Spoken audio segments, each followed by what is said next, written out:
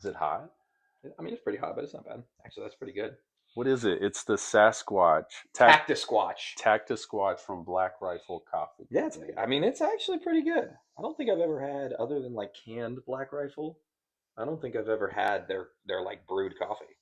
It's actually really not that bad. And you know me, I'm a cream and sugar and sometimes flavors and drizzles and all the other things guy. It's got a bite on the tongue. Yeah, yeah, but it's good. All right. Hey, welcome to Coffee with Coach. This is a new podcast we're going to be doing here at CrossFit Music City.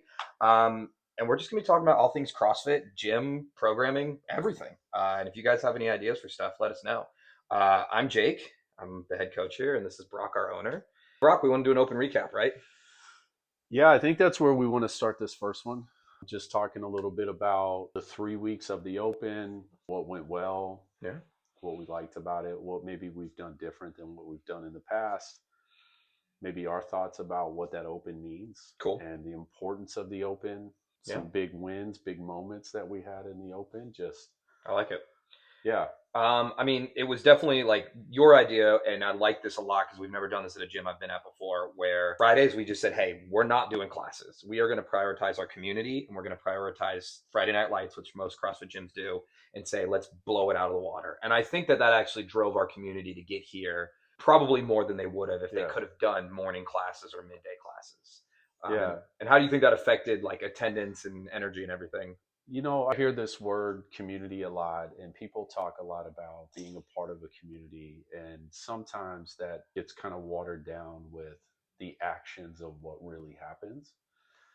And I just wanted to have people meet people that they may not normally meet. You know, 5:30 morning crew gets the chance to work out with the 4:30 evening crew, Mm-hmm. and you get to put faces to names that you see on, you know, the leaderboard that we put with our workouts. So that was really important.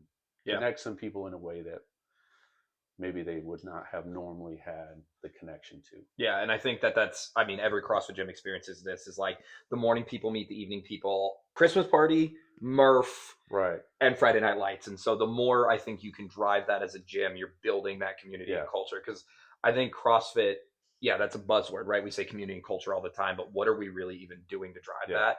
And I really think doing that helped a lot of people have some fun with it, meet each other, and actually like, yeah, there's like, hey, this person's always on the leaderboard. I've never met them. And then you see them and you go, oh, they are actually as fit as I thought they were. Or, hey, I could get them, you know? Yeah. And it makes a lot of fun there. What do you think about the open workouts?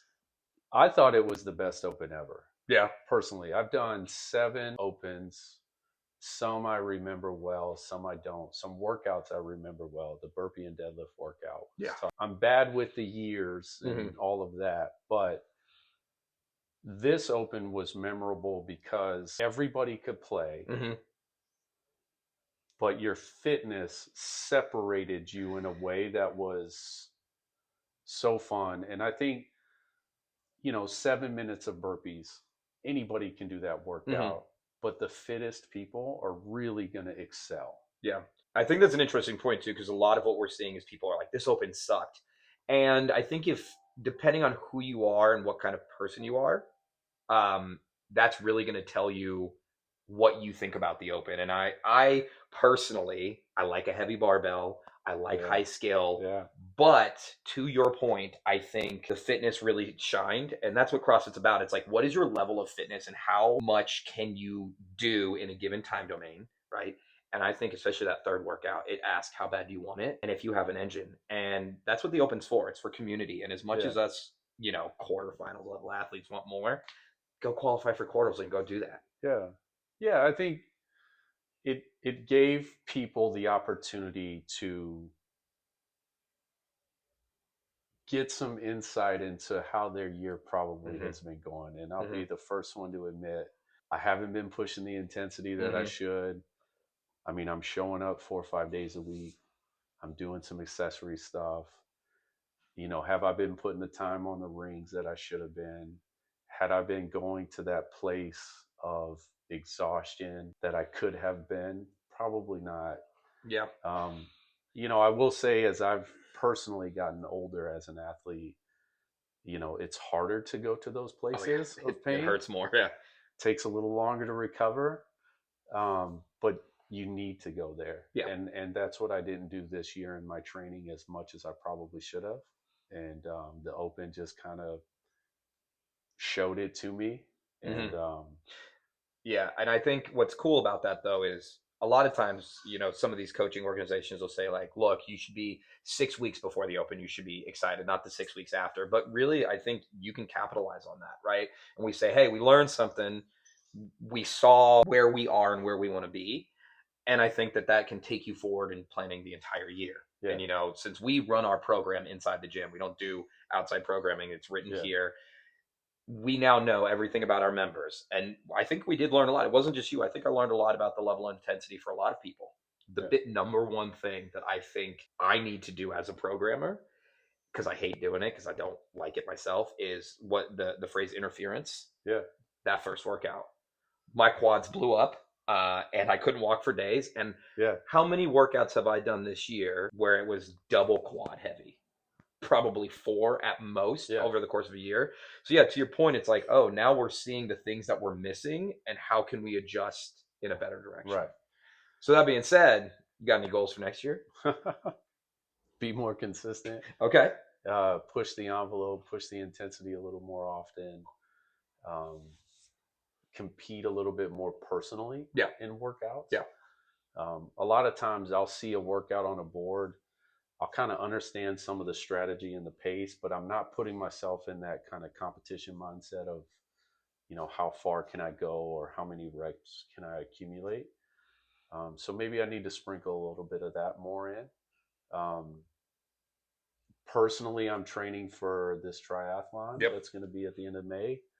So I've got to balance those needs and goals of achieving this triathlon with pushing intensity. Mm-hmm. And as an older athlete, sure, I got to pay attention to how my body's recovering. Absolutely. Yeah. So, it was a lot of lessons learned from the Open season that I kind of knew already. Yep. But, here you go. Here's your yearly check-in. Here's your yearly Yeah. litmus test. And the reality hits that I got to probably just do a little bit more. Yeah. And I like that about the Open. I think it's like a wake-up call. It's a check-in. It's whatever you want to call it. And I think a lot of our athletes got the real wake-up call, but some people, like, they got things that they never dreamed of doing, right? We had a couple of members who now, like, as coaches, we get to say, hey, you're doing pull-ups every class forever. No more ring rows, right? Yeah. And that's also the value of the Open, is when they throw a little bit of skill. And I like week 2 because we had progressive, right? You could say, I might do some pull-ups, but this workout's great for me because now I get to try them. Yeah. Or we had a lot of athletes who now are like so motivated to even try ring muscle ups. So I think that there's real value, when you got people all over the internet breaking it down from like, what's the programming and the movement patterns? Hey, did it push the community to try harder? Yeah. And I think it did. I mean, the reality is with any workout, the fittest are going to separate themselves, whether it's biased one way or another. You hope to eliminate specialists as much as possible. For sure. But I thought these 3 workouts, like one great example I can think of is Dr. Alex. I'm going to give you a shout out. His journey in CrossFit is fairly new, less than a year. And during that second workout, he asked, should I go with a heavier dumbbell? And he's never done a 50-pound dumbbell before in workouts. He's more, I would say, kind of a reserved athlete, kind of doesn't want to get hurt and those things. And I advised him, maybe the move is to stay with the lighter dumbbell and just move further in the workout and try some of those skills that you might not have tried earlier. You actually not convinced him, but challenged him in a different way. I think our approach was the same, but from different angles, because my question to him was, because he came up to me and he goes, should I go 50? I go, can you lunge with the 50? Yeah. And he said yes. And I was like, I think the big thing was, yes, as like, because you coach him more than I do, is you see him as an athlete, that 35, he's going to crush the workout. Because he's, like you said, he's very, he almost freaking beat me on the first workout. Lit a fire under my butt. That was awesome. But so then we say, okay, cool, you could do that, or do you think it's possible? And I think it was just let him decide ultimately, like, are you able to do this? And I think that happens a lot in the Open, of like, athletes go, shoot, maybe I am. Yeah. Yeah, it was cool. he grabbed the 50 He did. and he's not turning back. And, I think there's probably going to be times where we tell him in this workout, the 35 is the right Right. call. But there also are going to be times now where we say, hey, the 50 is the right call. And sometimes it might be a 40 or a 45. Who Like, cares? we'll make that call as coaches to help him get the most out of his workout. But watching his just field of view expand to what he's capable of now was cool to watch. Yeah, and it's I think the open is like, that's the value of it all. Is it's not the programming, it's not your spot on the leaderboard, it's not, hey, who did I beat? It's really, what did I try and what did I learn? Yeah. And for everybody, there's little moments. Right. For some people, it's, hey, my dumbbell efficiency is horrible, or hey, I don't know how to go slow on a burpee. Which, like, for all of us, we're like, yeah, just go fast until you die and then go slow. It's like, no, those things are really valuable for athletes and then us as coaches to go, hey, now I know how to help you get better for a year. Yeah. And so that's also something that we really do in here, is like, we have a framework for our yearly plan of like, the open is our focal point, right? We're peaking for the open for 365 days. We're planning around that. And I think knowing now, hey, what are the results? Where does our fitness lie? And to be frank, I didn't think we were as fit as we were. As the lead programmer, I know I see people every day. Yeah. And I was surprised. I wouldn't say shocked, but I was surprised about like, oh, wow, we are cooking. And so that allows us to say, hey, this next year, we can step it up another notch. And the year after, we're going to step it. And we're really going to just focus on developing forward. And without the open, we couldn't do that. So when does your reverse wall ball crossover single under happen? Oh, yeah. Okay, let's give some context here, right? So I like to be inflammatory. Those watching this probably already know that. Yeah. But last year, the reverse wall ball debuted at a CrossFit semifinal, and I had a feeling that we were going to see the open. We didn't, and I have to do a punishment. So I have to feeling you would have bet your life. I would have that they were going to. Well, okay. The thing was, I said, if we see a new movement, this is the new movement, and we didn't see it, and now this sucks. So I have to do reverse wall ball Karen. So for those who don't know, reverse wall balls are a lunging wall ball back step lunge, which I don't mind. That's not actually the bad part about this. So I'm going to do that, and then I'm going to do 1,000 crossover single unders for time. I will do it post quarterfinals. Okay. Because I'm signing up for and competing quarterfinals, and I have a feeling, not the wall balls, but the crossover singles are going to blow my calves up, and I won't recover by next week. That's a lot of jumping. But I will do it. Here, I'll commit right here on camera.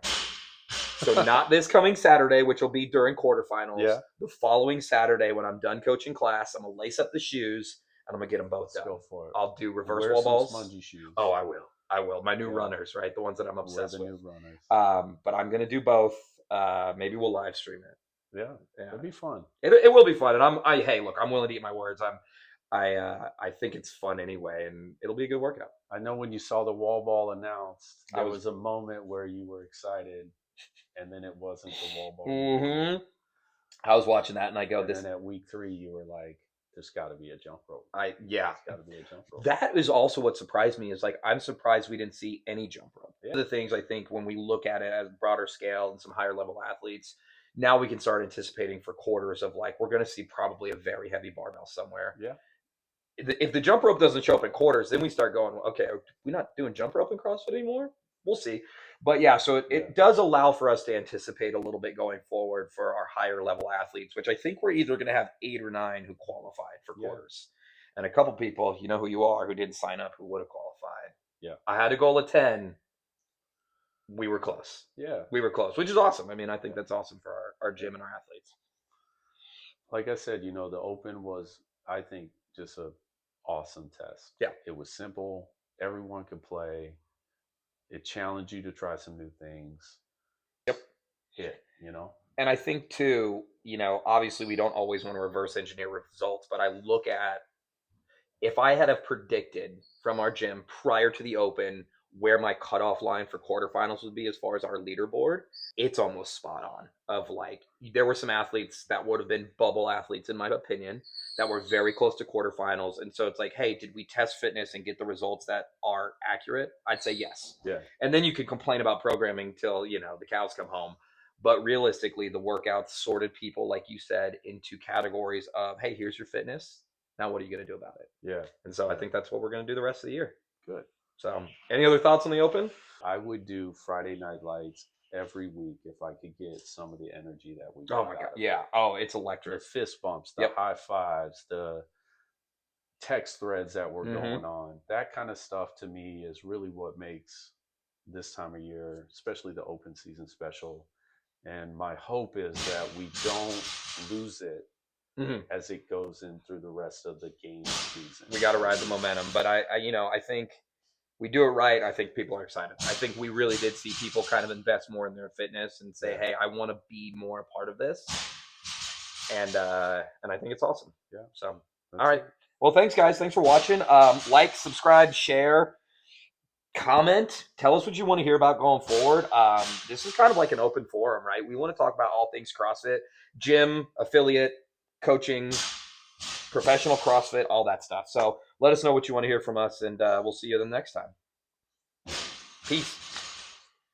This is terrible. I didn't mind it, if I'm being honest. Yeah. But I actually, weirdly enough, I don't drink black coffee. You know that. And I didn't mind it. It wasn't bad. It's like wood chips right under the tongue. It is so. That's so funny. Just, ugh.